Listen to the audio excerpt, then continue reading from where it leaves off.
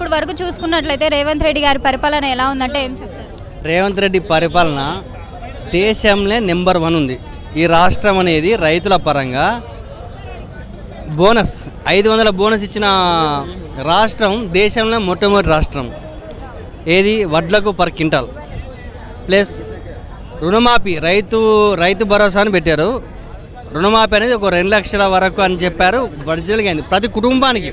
దీనిలో చాలా మిస్టేక్స్ ఉన్నాయి.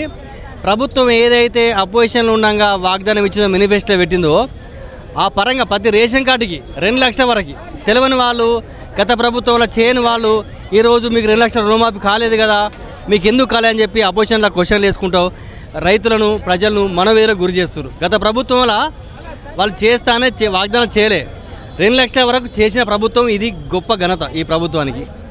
ఈ వాయిస్ అనేది ప్రజలకు వాళ్ళకు ఒక తప్పుదో పట్టిస్తారు. గత ప్రతిపక్షాలు కానీ కొంచెం తెలియని వాళ్ళు కానీ ఏదైతే వాగ్దానం ఇచ్చో మేనిఫెస్టో పెట్టిందో ప్రతి వాగ్దానం నెరవేర్చుకుంటూ ఈరోజు ముందుకుతున్న ప్రభుత్వం ఇది. రేవంత్ అన్న ప్రభుత్వం కాంగ్రెస్ ప్రభుత్వం దేశంలో మోడీకి డి అంటే తెలంగాణ రేవంత్ రెడ్డి మోడీని ఢీ కొట్టాలన్న మోడీ ప్రవేశపెట్టే పథకాలు గతంలో నల్లధనం వెనక్కి తీసుకొస్తున్న అది ఎవరు మాట్లాడుతుంది? ప్రతిపక్షంలో ఉన్న నాయకుడు కేసీఆర్ కూడా మాట్లాడలేదు. గత ప్రభుత్వంలో కూడా 10 ఏళ్ళలో కూడా ఏ ప్రభుత్వం కూడా మాట్లాడలేదు.